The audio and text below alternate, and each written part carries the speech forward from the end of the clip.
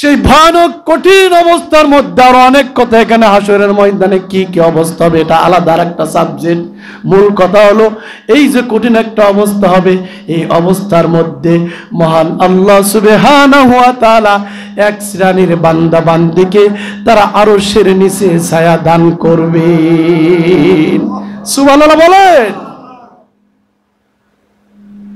শুধুমাত্র কেবলমাত্র আরশের নিচে ছায়া দান কইরেই ক্ষান্ত হবেন না, মহান আল্লাহ তাআলা নিজের হাতে, আল্লাহ তাআলার কুদরতি হাত দিয়া ওই ভয়াবহ দিন, হাসরের দিন, কঠিন মুহূর্তের সময় এক শ্রেণীর মানুষকে আরশের নিচে শীতল ছায়া দিয়া আল্লাহ তাআলা নিজের কুদরতি হাত দিয়া তাদেরকে জান্নাতি খাবার নিজে খাওয়ায়া দিবে। আর যারা বলে সুবহানাল্লাহ, সমস্ত মানুষগুলি যখন ইয়া নাফসি করে পেরেশান হয়ে যাবে, এমত অবস্থায় যখন আল্লাহ তাআলা এক শ্রেণীর বান্দা বান্দিকে নিজের হাত দিয়ে জান্নাতি খাবার খাওয়াইবেন, সম্পূর্ণ বিপরীত হয়ে গেল। একে অপরকে বলা বলি করবে, এরা আবার কারা?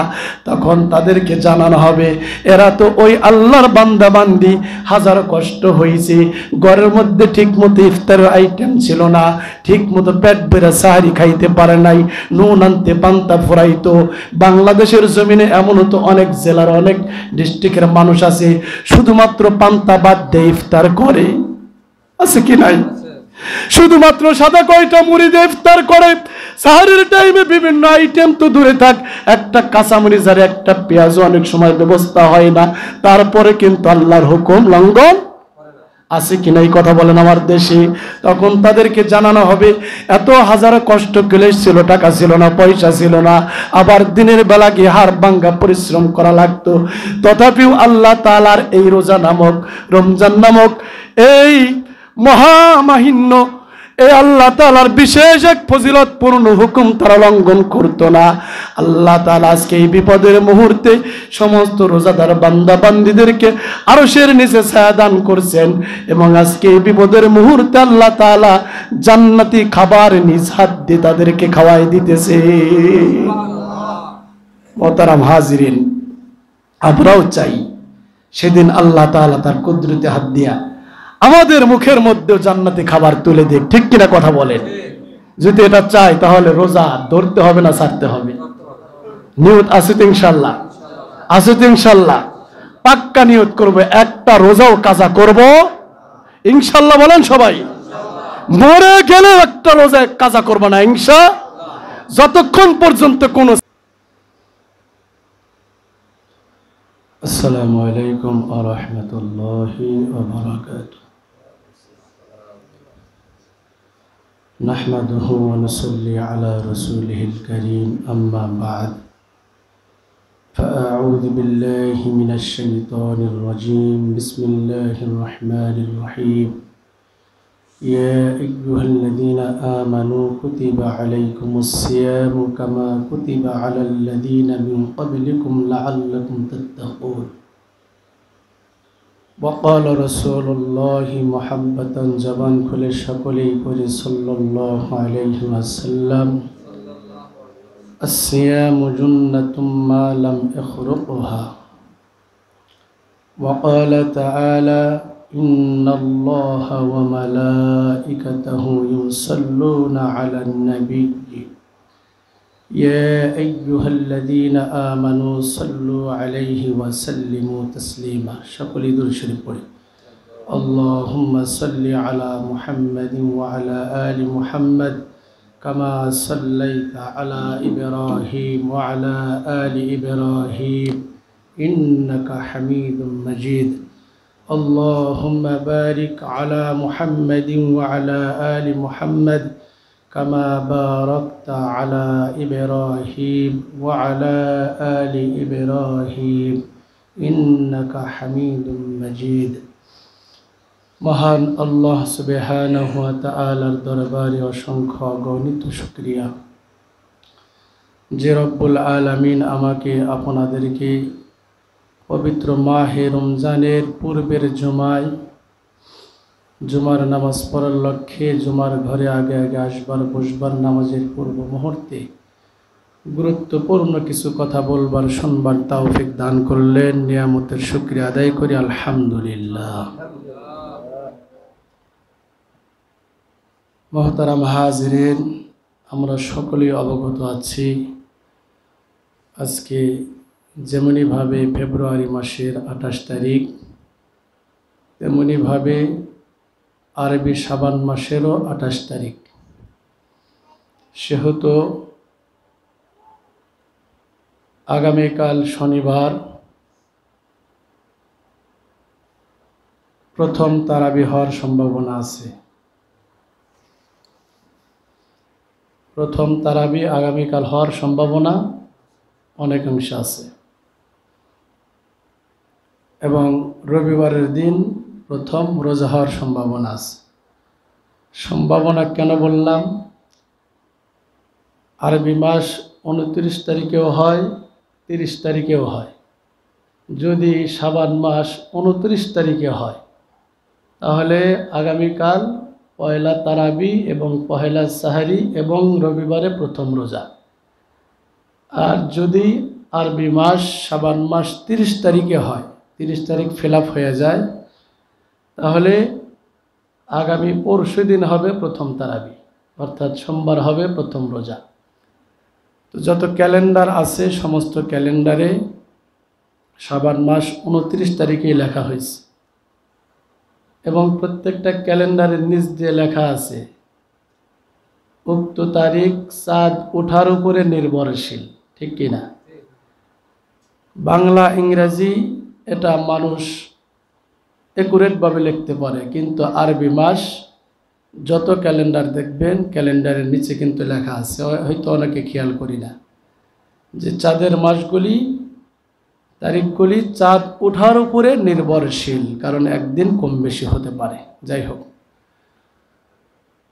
তো আমরা আল্লাহ পাকের মেহেরবানিতে একেবারে রমজান আমাদের দরজায় এসে পৌঁছে গেছে। ঠিক কিনা? হয়তো আগামীকাল অথবা তার পরের দিন, এই তো, আর বাকি নাই। আজকের জুমাই রমজানের বাহিরের জুমা। আল্লাহ পাকের দরবারে শুকরিয়া আরও আদায় করা দরকার যে আল্লাহ তাআলা অসংখ্য মানুষ দুনিয়া থেকে গত রমজান থেকে নিয়ে এই রমজান পর্যন্ত দুনিয়া থেকে নিয়ে গেছেন। ঠিক কিনা? কবরের বাসিন্দা হয়ে গেছে। যদি গণনা করা যায় তো নাউডুবা এলাকায় তো এই 1 বছরে কত মানুষ কবরস্থ হয়েছে। ঠিক কিনা? তো মেহেরবান মাওলা মেহেরবানি করে আমাদেরকে হায়াত লম্বা করে দিয়েছেন, হায়াত পেয়েছি। মালিকের দরবারে বেশি বেশি শুকরিয়া আদায় করব যারা বেঁচে আছি, এবং মালিকের কুদরতি পায়ে বেশি বেশি সিজদা দেব যারা বেঁচে আছি। হায়াতের বড় দাম। হায়াত যতক্ষণ বাকি আছে মালিকের দরবারে সিজদা দেওয়ার সুযোগ আছে। ঠিক কিনা? হায়াত শেষ তো আমল নামা শেষ, আর কোনো আমল করার সুযোগ নাই। যাই হোক মুহতারাম হাজিরিন, রমজান এটা নতুন কোনো কিছু নয়, পুরাতন জিনিস, পুরাতন আমল। প্রতি বছরই রমজান ঘুরে ঘুরে আসে। আমরা রমজান উপলক্ষে ফজিলত সম্পর্কে, মাসাইল সম্পর্কে, গুরুত্ব সম্পর্কে কথা বলে থাকি, শুনে থাকি। এরই ধারাবাহিকতায় গত জুমায় আমরা কিছু ফাজাইলে রমজান, কিছু মাসাইলে রমজান, অর্থাৎ রমজানের ফজিলত, রমজানের মাসআলা সম্পর্কে কিঞ্চিত আলোকপাত করেছিলাম। আজকেও যতটুকু হয়, অনেক দেরি করে ফেলেছি। আপনারা সকলেই জানেন এবং খোঁজখবর নিয়েছেন, আলহামদুলিল্লাহ, দোয়াও করেছেন যে আমি শারীরিকভাবে অনেকটাই অসুস্থ, এখনও সুস্থ না, চলাফেরার মতো একটু সুযোগ হয়েছে। তো আলহামদুলিল্লাহ, আল্লাহ পাকের মেহেরবানি, যে কথা শুরুতে বললাম যে আল্লাহ তাআলা বাঁচিয়ে রেখেছেন।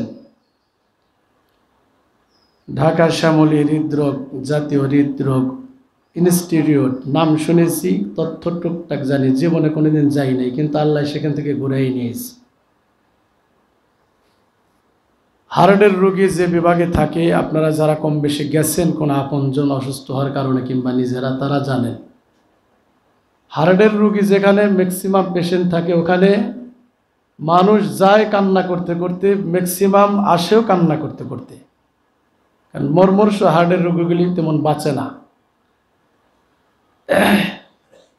যাই হোক, আপনারা দোয়া করছেন, সেই সাথে আরো একটু দোয়া চাই। রমজানের পূর্বের জুমা, সামনে রমজান, আল্লাহ তাআলা যেন পরিপূর্ণ সুস্থতার নিয়ামত আল্লাহ তাআলার এই গোলামকে দান করেন, সকল বলে আমিন। কারণ পবিত্র মাহে রমজান তারাবির অতিরিক্ত 20 রাকাত নামাজ সহ অন্যান্য মাসে 2 দিন 5 দিন না থাকলে ইমাম সাহেব মুসল্লিরা চালিয়ে নিতে পারে। রমজান মাসে যদি ইমাম সাহেবের স্বাস্থ্য খারাপ থাকে, অনুপস্থিত থাকে, কোনো মুসল্লির মন ভালো থাকবে না। আপনাদের কাছে খাসভাবে দোয়া চাই, আল্লাহ তাআলা যেন মাহে রমজানের ওসিলায় আপনাদের দোয়ার বরকতে পরিপূর্ণ সুস্থতার নিয়ামত দান করেন, আমিন। মোহতারাম হাজিরিন, পবিত্র মাহে রমজান কেন আল্লাহ তাআলা আমাদেরকে দান করেছেন গত জুমায় আলোচনা হয়েছে। আল্লাহ তাআলা চান যে আমরা সকলে আল্লাহ তাআলার প্রিয় ভাজন হয়ে যাই, বন্ধু হয়ে যাই। তো আমরা গুনাহ করে ফেলি, অনেক সময় গুনাহ যে করবে সে তো আল্লাহ তাআলার বন্ধু হতে পারবে না। আল্লাহ তাআলা এমন এক সত্তা, এমন এক জাত, তিনি পাক ও পবিত্র। তো তিনি যাকে বন্ধু হিসেবে কবুল করবেন, গ্রহণ করবেন, তাকেও চান তিনিও পাক পবিত্র থাক, ঠিক কিনা? তো বান্দা বান্দি অনেক সময় গুনাহ করে ফেলে, নফসে আম্মারার কারণে, শয়তানের কারণে, দুষ্ট বন্ধু বান্ধবের কারণে, বিভিন্ন পরিবেশের কারণে অনিচ্ছা সত্ত্বেও গুনাহ হয়ে যায়। তো আল্লাহ তাআলা চান যে গুনাহ মাফ করে আমি তাকে প্রিয়ভাজন বানায় নিই। তো এরই ধারাবাহিকতায় আল্লাহ তাআলা অনেক ইবাদত আমার আপনার প্রতি দান করেছেন। তন্মধ্যে একটা ইবাদত হলো মাহে রমজান। আল্লাহ তাআলা নিজেই বলেন, বিসমিল্লাহির রহমানির রহিম, ইয়া আইয়ুহাল্লাযীনা আমানু কুতিবা আলাইকুমুস সিয়াম কুতিবা আলাইকুমুস সিয়ামু কামা কুতিবা আলাল্লাযীনা মিন ক্বাবলিকুম লাআল্লাকুম তাত্তাকুন। মহান আল্লাহ সুবহানাহু ওয়া তাআলা বলেন, হে ঈমানদারগণ, তোমাদের প্রতি পবিত্র মাহে রমজানের রোজা ফরজ করা হইল, যেমনিভাবে তোমাদের পূর্ববর্তীদের উপরে ফরজ করা হয়েছিল। লাআল্লাকুম তাত্তাকুন, যাতে করে তোমরা তাকওয়াবান, আল্লাহ বিরু, খোদা বিরু, এক কথায় আল্লাহর ওলি হয়ে যেতে পারো। সুবহানাল্লাহ বলেন। আল্লাহ তাআলা আমাদের মাঝে রমজান পাঠিয়েছেন আল্লাহর বন্ধু বানানোর জন্য। লাআল্লাকুম তাত্তাকুন, তাকওয়া অর্জন করার জন্য। তাকওয়া অর্জনকারী কাকে বলে? কয় যে আল্লাহর ভয়ে, জাহান্নামের ভয়ে সমস্ত পাপ কাজ থেকে ফিরে থাকে, তাকেই বলে তাকওয়াবান, ঠিক কিনা কথা বলে? মোহতারাম হাজিরিন, পৃথিবীর প্রথম মানুষের মাধ্যমে প্রথম ভুল হয়েছিল, তিনি হলেন আমাদের সকলের আদি পিতা হযরত বাবা আদম আলাইহিস সালাতু ওয়াস সালাম। এজন্য পৃথিবীর শুরু লগ্ন থেকে কিয়ামত অবধি পর্যন্ত যত মানুষ হিসেবে পৃথিবীর মধ্যে আসবে, কম আর বেশি ভুল হবেই হবে, ঠিক কিনা কথা বলেন? আল্লাহ তাআলা এই যে ভুল হবেন, এ ভুল সমাধান করার জন্য মাধ্যম রেখেছেন। বিভিন্ন ইবাদত বন্দেগীর মাধ্যমে আল্লাহ তাআলা গুনাহ মোচন করেন।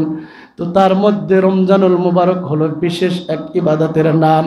যে ব্যক্তি পবিত্র মাহে রমজানের হক আদায় করে 30টি দিন রমজানের রোজা রাখবে, তারাবির নামাজ পড়বে, 5 ওয়াক্ত নামাজের হেফাজত করবে, হালালকে হালাল, হারামকে হারাম জানবে, ইত্যাদি, এক কথায় রমজানুল মুবারকের হক আদায় করে প্রতিটি সিয়াম সাধনা করতে থাকবে, মহান আল্লাহ তাআলা রমজান চলে যাওয়ার পরেই তার জিন্দেগীর সব গুনাহ খাতা মাফ করে দিবে।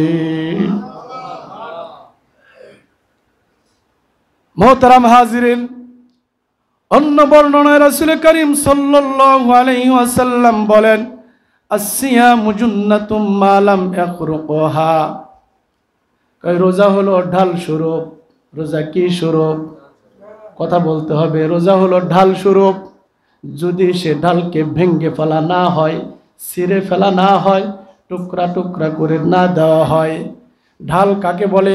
কয় যুদ্ধের ময়দানে শত্রুর আক্রমণ থেকে প্রতিহত করার জন্য আগের যুগের মানুষ ঢাল ব্যবহার করত, ঠিক কিনা কথা বলেন?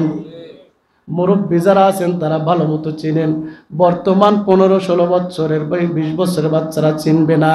আমার ছোটকালে দেখেছি ঘরে ঘরে ঢাল থাকতো, বিভিন্ন দেশীয় অস্ত্র থাকতো, ঠিক কিনা কথা বলেন? ওই যে তরবারির আঘাত, তীরের আঘাত, বর্ষার আঘাত ইত্যাদি আঘাত থেকে নিজেকে সেভ করার জন্য, কন্ট্রোল করার জন্য মানুষ ঢাল ব্যবহার করত। বিশ্বনবী সাল্লাল্লাহু আলাইহি সাল্লাম যে যুগে পৃথিবীতে এসেছিলেন তখন পিস্তল, বন্দুক, বোমা এ ধরনের কোনো অস্ত্র পৃথিবীতে ছিল না। যার কারণে রাসূল করিম সাল্লাল্লাহু আলাইহি ওয়াসাল্লাম ঢালের সঙ্গে তুলনা করেছেন আসসিয়ামু জুন্নাতুম মা লাম ইয়াখরুকুহা। আল্লাহর রাসূল বলেন রোজা হলো ঢাল স্বরূপ, যদি রোজাকে ভেঙে ফেলা না হয়। ঢাল যেরকম মানুষকে শত্রুর আক্রমণ থেকে সেভ করে বাঁচিয়ে দেয়, ঠিক রোজাদার ব্যক্তি যদি রোজার হক আদায় করে রোজা রাখতে পারে তাহলে দুনিয়ার মধ্যে মানুষকে সমস্ত গুনাহ থেকে, পাপাচার থেকে মানুষকে বাঁচিয়ে দিবে রোজা। সুবহানাল্লাহ বলেন। তদ্রূপভাবে রোজাদার ব্যক্তি যখন কবরের জগতে চলে যাবে, ঠিক আল্লাহ তাআলা রোজার মাধ্যমে কবরের সমস্ত শাস্তি আল্লাহ তাআলা রমজানের মাধ্যমে ঢাল বানায়, রোজাকে ঢাল বানায় ফিরিয়ে দিবে। সাথে সাথে বলতেছেন যদি সেটাকে ভেঙে না ফেলা হয়।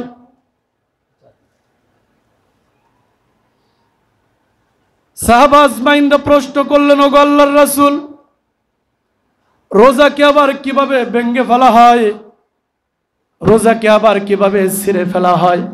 অতঃপর রাসূল করিম সাল্লাল্লাহু আলাইহি সাল্লাম বললেন, হ্যাঁ, রোজাকেও ভেঙে ফেলা যায়, ছিঁড়ে ফেলা যায়, নষ্ট করা যায়। কিভাবে? কয় রোজা রাখার পরেও যদি আল্লাহর কোনো বান্দা তার 3.5 হাত বডি দিয়া একটু বেশি দাও, তো বডির মাধ্যমে যদি গুনাহ না ছাড়তে পারে তাহলে তার রোজার পরিপূর্ণ থাকে না। যেমনিভাবে ডাল শত্রুর মোকাবেলায়, শত্রুর আঘাত ফেরানোর জন্য ডালটা পরিপূর্ণ সুস্থ ডাল হতে হবে, ঠিক কিনা কথা বলেন? ডালটা সম্পূর্ণ সঠিক থাকতে হবে। বাঙ্গাচোরা ডাল দিয়ে কিন্তু শত্রুর আঘাত ফেরানো যাবে না। ঠিক রমজানের রোজা রাখার পরেও যে ব্যক্তি মুখের মাধ্যমে গুনাহ করবে, চোখের মাধ্যমে গুনাহ করবে, কানের মাধ্যমে গুনাহ করবে, অন্যান্য অঙ্গ প্রত্যঙ্গের মাধ্যমে গুনাহ করতে থাকবে, তার রোজা আর ওই সঠিক রোজা থাকবে না যে রোজার মাধ্যমে দুনিয়ার পাপ থেকে ফিরাইয়ে রাখবে, কবরের আযাব থেকে ফিরাইয়ে রাখবে। রাসূল করিম সাল্লাল্লাহু আলাইহি ওয়াসাল্লাম সাহাবীদেরকে তখন বললেন, হ্যাঁ, রোজা যদি ভেঙে না ফেলা হয়, ডাল যদি ভেঙে না ফেলা হয়, তাহলে এই রোজা দুনিয়া এবং আখিরাত উভয় জগতে বান্দাকে সেভ করবে।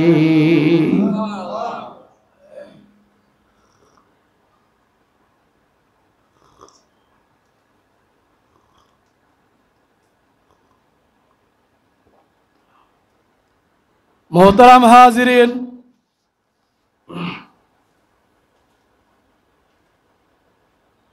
অনেক আল্লাহর বান্দা বান্দি আছে রমজানের রোজা রাখার পরেও পাপ কাজ ছাড়তে পারে না। আছে কি নাই? রমজানের রোজা রাখে জবান থেকে মিথ্যা কথা ছাড়তে পারে না, মিথ্যা বলে, মানুষের গীবত শিকায়েত করে, পর চর্চা করে, ঠিক কিনা কথা বলেন? চগলখড়ি করে। অনেক আল্লাহর বান্দা আছে রমজানের রোজা রাখে কিন্তু নিজেকে কন্ট্রোল করতে পারে না, কানের মাধ্যমে বিভিন্ন গুনাহ শোনে। আছে কি নাই? হাতের মাধ্যমে গুনাহ করে। তো এভাবে যারা গুনাহ করতে থাকবে তাদের রোজা কিন্তু দুনিয়ার কোনো পাপ থেকেও ফিরাইতে পারবে না, আখিরাতের কবরের জগতেও তার কোনো ফায়দা হবে না। আসসিয়ামু জুন্নাতুম মা লাম ইয়াখরুকুহা।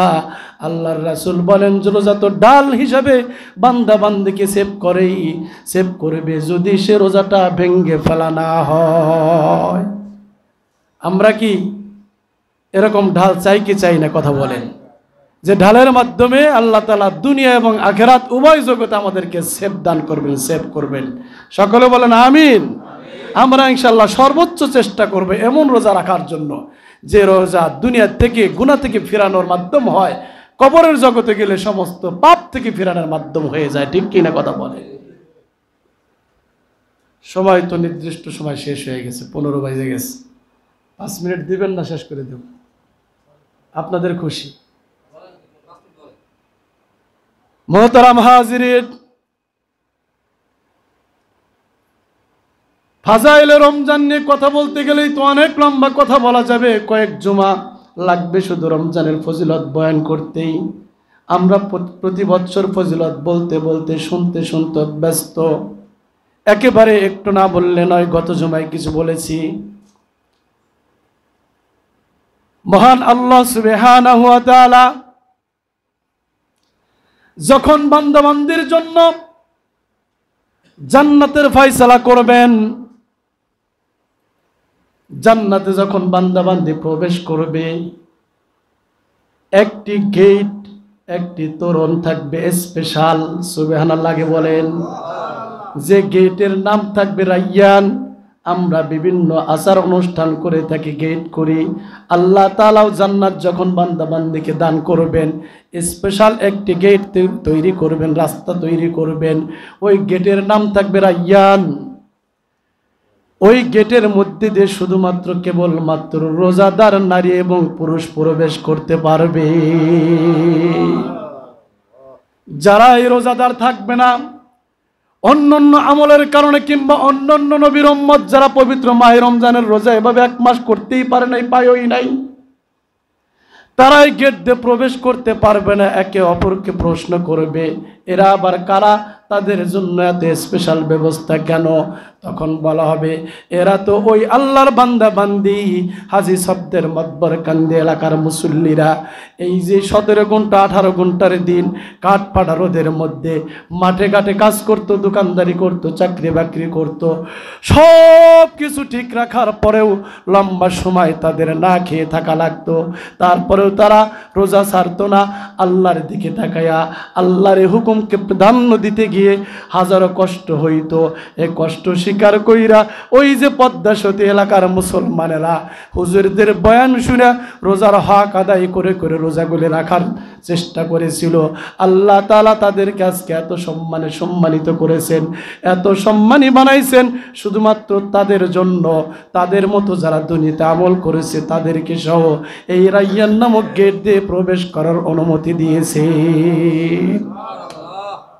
এটা স্পেশাল ভাবে আল্লাহ তাআলা রায়্যান নামক গেট দিয়ে শুধুমাত্র রোজাদার নারী পুরুষকে প্রবেশ করার অনুমতি দিবেন। আর কোন আল্লাহর বান্দাবান্দি জান্নাতে অনেকেই যাবে, এই গেটের মধ্যে ঢোকার তৌফিক থাকবে। মুহতারাম হাজিরিন, শুধু তাই নয়, আমরা সকলেই কম বেশি জানি মাসআলা, ঘটনা জানি। সেটা হলো হাসরের ময়দান যখন কায়েম হয়ে যাবে, পৃথিবীর শুরু থেকে শেষ পর্যন্ত যত মানুষ পৃথিবীতে আসবে সমস্ত মানুষ হাসরের ময়দানে দণ্ডায়মান হবে, দাঁড়িয়ে যাবে। একটা সূর্য কত দূরে আমাদের জমিন থেকে, মাথা থেকে কত দূরে, তারপরে চৈত্র মাস আসলে মাঠে ঘাটে থাকতে পারি না, ঠিক কিনা কথা বলেন? সৌদি আরব সহ বিভিন্ন দেশের মধ্যে যখন সূর্যের তাপ প্রখর হয়ে যায় তখন দিনের বেলা কাজকর্ম বন্ধ করে দেয়, ঠিক কিনা? কিন্তু হাসরের ময়দানটা এত ভয়াবহ হবে। আর এরকম 11 থেকে 12টি সূর্য, এই সূর্য সহ মাথার 1 বিঘত অথবা 1 হাত 1 ফুট উপরে চলে আসবে। একটু ঠান্ডা মাথায় ভাববেন। শুধু তাই নয়, কিতাব বর্ণনা করে বর্তমান সূর্যের মুখটা রয়েছে উপরের দিকে, তারপরে তাপের কারণে বাঁচি না। আর তখন 11 থেকে 12টা সূর্যের মুখ থাকবে নিচের দিকে, প্রত্যেকটা মানুষের মাথার 1 বিঘত কিংবা 1 হাত উপরে থাকবে। সমস্ত তাপ সূর্য ছেড়ে দিবে, মাটির কোনো জমিন থাকবে না, তামার জমিন হয়ে যাবে। এমনকি কোনো নারী পুরুষের শরীরের মধ্যে 1 টুকরা কাপড় পর্যন্ত বাকি থাকবে না। এই কথা বলার পরে আম্মাজান, হযরতে আম্মাজান আয়েশা সিদ্দিকা রাদিয়াল্লাহু তাআলা আনহা হুজুর আকরাম সাল্লাল্লাহু আলাইহি সাল্লামকে ডেকে বললেন, ওগো আল্লাহর রাসূল, এটা কেমন কথা? পৃথিবীর শুরু থেকে শেষ পর্যন্ত সমস্ত মানুষ যে ময়দানে দণ্ডায়মান, সেই ময়দানের মধ্যে এত করুণ অবস্থায়, কঠিন অবস্থায় 1 টুকরা কাপড় থাকবে না কারো শরীরের মধ্যে, আমাদের শরীরেও কি থাকবে না? কেমন হবে অবস্থাটা? আল্লাহর রাসূল চোখের পানি ছেড়ে দিয়ে বলেন, আয়েশা রে, সেদিন তুমি আয়েশার শরীরেও কোনো কাপড় বাকি থাকবে না।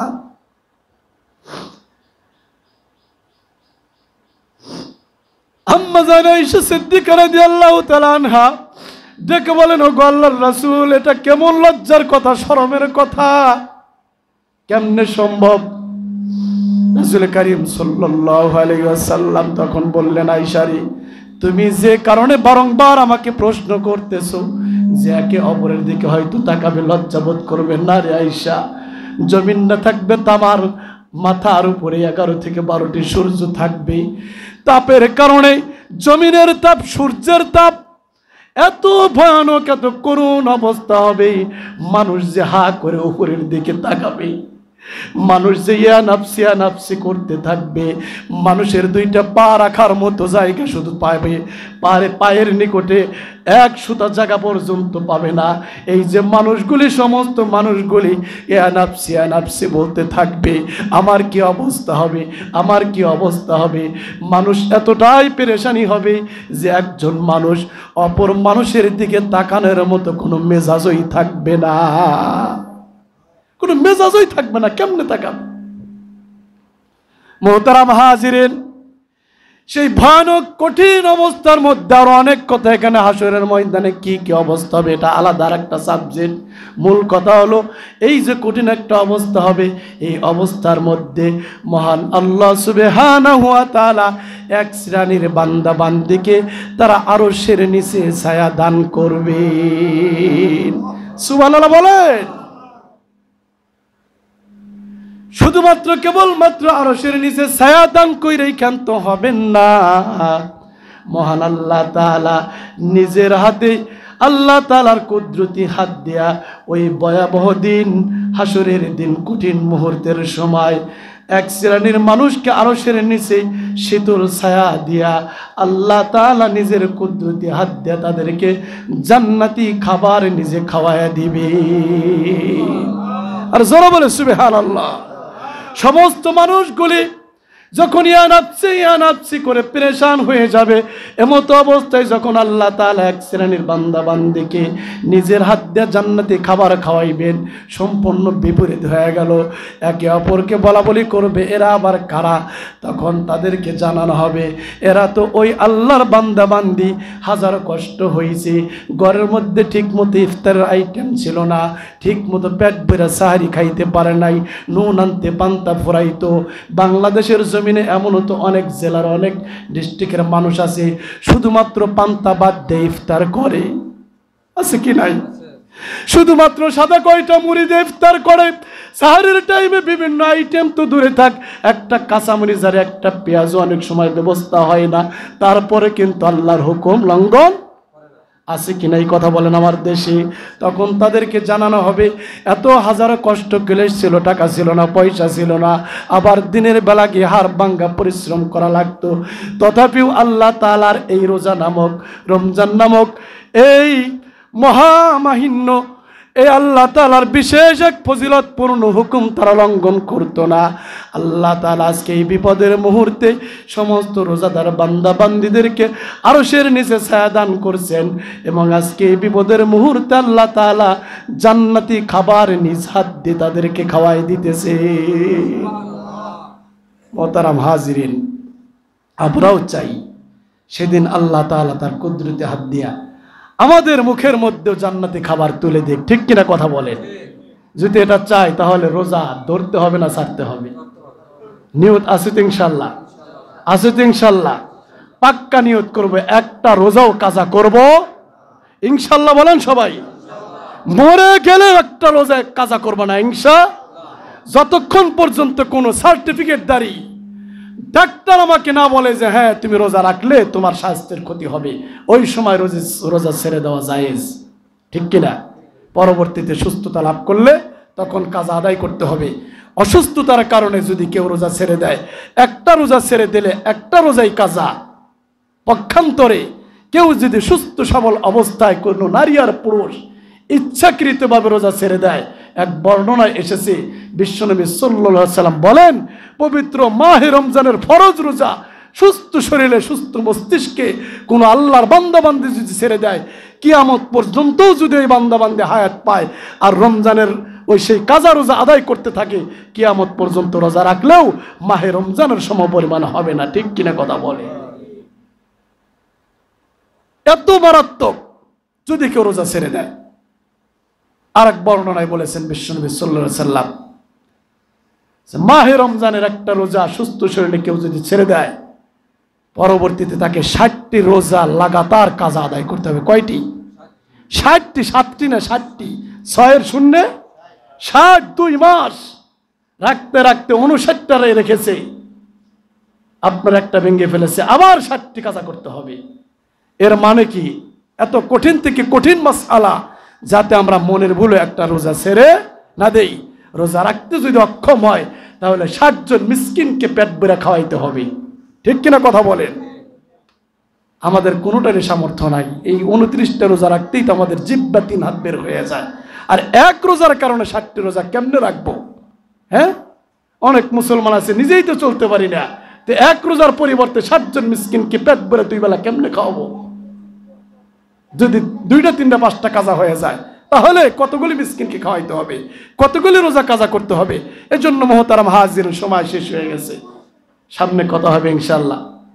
আমরা পাক্কা ইরাদা করি, নিয়ত করি, অত্র এলাকার আমার মা বোন যেনারা মাইকের আওয়াজ শুনতেছেন, তাদেরকে আমি করজোরে অনুরোধ করব, এই রোজা নামক মহা নিয়ামত সবার কপালে জোটে না। আল্লাহ তাআলা আমাকে আপনাকে সবাইকে বাঁচিয়ে রেখেছেন, তার এই হুকুম আমার আপনার দরজার সামনে চলে এসেছে। আমরা বিশেষ কারণ ছাড়া, অসুস্থতা ছাড়া একটা রোজাও কাজা করব। মা বোনদের কিছু বিশেষ সমস্যা আছে, আল্লাহ তাআলা রোজা মাফ করেন নাই, মাসআলাগত কথা বলতেই হবে, না বললে জানবে কোত্থেকে? বিশেষ সমস্যা আছে, মাসে মাসে তাদের একটা শারীরিক অসুস্থতা আছে কি নাই? ওই সময় রোজা রাখা হারাম। রোজা রাখতে পারবে? যখন রমজান চলে যাবে, তখন যে কয়টা রোজা তার ছেড়ে দিয়েছে কাজা আদায় করতে হবে। নামাজ মাফ। নামাজ কি? নামাজ মাফ, কিন্তু রোজা কোনো মাফ নাই। শুধুমাত্র ওই সময় সে এমনভাবে জীবনযাপন করবে যে ফ্যামিলি সদস্য কেউ জানি বুঝতে না পারে সে রোজা রাখে নাই। ঠিক আছে নি? হ্যাঁ, পুরুষ যারা আছেন, মা বোন ঘরের ভিতরে সবারই আছে, আমিও বাবা হয়েছে। এই বাচ্চারা কথা বলে বন্ধ করেন না কেন? 12টা বাজায় আলোচনা। পুরুষ যারা আছেন এই মাসআলাটা জানাই দিবেন ভালো মতো। কারণ হলো, কথা এসে গেল, নিউজ ছিল না। আমার এক মুসল্লি চিল্লা লাগাইতে লাগাইতে জীবন শেষ। দেখেন কত মর্মান্তিক অবস্থা, চিল্লা লাগাইতে লাগাইতে জীবন শেষ, অথচ এই যে একটা স্পর্শকাতর মাসআলা সে জানে না। তার ফ্যামিলি প্রত্যেক বছর রমজানের সব রোজা রাখে, নাউজুবিল্লাহ বলে। অনেক বছর পরে আমাকে বলতেছে, হুজুর মহিলারা অসুস্থ হইলে রোজা কি রাখবো না ছাড়বো? আপনি করেন কি? কয় কি আমাকে মহিলা রোজা রাখে। নাউজুবিল্লাহ বলবেন না? তাহলে কত বড় জুলুম আপনি করছেন। আপনি তার স্বামী, চিল্লাই যান, চরমুনাই যান, এখানে যান, ওখানে যান, হুজুর দেখলেই আলোচনায় বসে যান। এই মাসালাটা আপনি জানবেন না, জিজ্ঞেস করবেন না? আমরা তো জিজ্ঞেস করা ছাড়া বলে দেই। প্রত্যেকটা বছরই কাজ করতেছে ধারাবাহিকভাবে, তার ফ্যামিলি পড়াশোনা জানে না। তখন কাকাকে বুঝাই বললাম যে না, আপনার এটা হইল না, আপনি যেটা করছেন মহান অন্যায় করেছেন। যখন শারীরিক অসুস্থ হবে, রমজানের রোজা ছেড়ে দেবে এবং তার জীবনযাপন করবে একদম রোজাদার ব্যক্তির মতো। সে খানা পিনা সব কিছু করবে, নামাজের টাইম হইলে নামাজের জায়গায় সে মুসল্লায় বসবে। হ্যাঁ, একটা নির্দিষ্ট জায়গায় ফ্যামিলির সদস্য যারা থাকবে তারা জানি বোঝে যে না, আমার বোন কে, আমার মেয়ে কে, আমার মা রোজাও রাখছে, নামাজও পড়তেছে, কিন্তু সে নামাজ পড়বে না। নামাজ পড়তে যত মিনিট সময় লাগে, ওই সময়টুকু যায় নামাজে বসে সে বিভিন্ন জিকির আজকার করবে, ওযু করতে পারবে, কোনো সমস্যা নাই। তা আল্লাহ তাআলা আমাদের সবাইকে, শুধুমাত্র পুরুষরা আমল করে জান্নাতে গেলে হবে? বলেন তো, যে মাসালাগুলো গুরুত্বপূর্ণ মাসালা না? সবাই আমরা ইনশাআল্লাহ, মা বোনরা যদি উল্টাপাল্টা করতে চায় তাদেরকে আমরা জানিয়ে দিব। অনেক মা বোন আছে বেডঙ্গা, এই অসুস্থ অবস্থায় শারীরিক সমস্যা হলে ওপেনে খাওয়া দাওয়া করে, ফ্যামিলির সবাই একজন আরেকজনে বলা বলি করে। বিশেষ করে উঠতি বয়সের বাচ্চারা, তারা তো বোঝে না, কিরে মায় খায় কেন রে, বোনে খায় কেন রে, প্রশ্ন করলে একটা লজ্জা আসে কি আসে না? কথা বলেন। এটা তাদেরকে এভাবে সেভ করা যাতে কোনো বাচ্চাও টেন না পায় যে এই বাসার মধ্যে এই মহিলা আছে, এই মহিলা বেরোজগার, সে অসুস্থতে ভুগতেছে, সে রোজা রাখে নাই, তার জন্য নামাজ মাপ, এটা কোনোভাবে বুঝতে দেওয়া যাবে। একদম রোজাদারের মতোই সে জীবনযাপন করবে। বাকি রোজা চলে যাওয়ার পরে যে কয়টা রোজা তার অসুস্থতার কারণে কাজা হবে, ওই কয়টাই রোজা রাখতে হবে, একটাও বেশি রাখার দরকার। কিন্তু ইচ্ছাকৃতভাবে সুস্থ অবস্থায় একটা রোজা ছাড়লে জরিমানা কয়টা? 60টি। আল্লাহ তাআলা আমাদের সবাইকে শারীরিক মানসিকভাবে পরিপূর্ণ রমজানের প্রস্তুতি গ্রহণ করবার তৌফিক দান করুক এবং অত্র এলাকা সহ প্রত্যেকটা সাবালেক নারী এবং পুরুষকে পবিত্র মাহে রমজানের সবগুলি রোজা, 5 ওয়াক্ত নামাজ, তারাবির নামাজ, কুরআনুল কারীমের তেলাওয়াত, বেশি বেশি জিকির আজকার, এক কথায় ইবাদত বন্দেগীর মাধ্যমে পুরা রমজান কাটানোর তৌফিক দান করুক। ওমা তৌফিকি ইল্লা বিল্লাহ। যারা সুন্নাত পড়ে নেই 4 রাকাত কবলাল জুমা পড়ে নেই।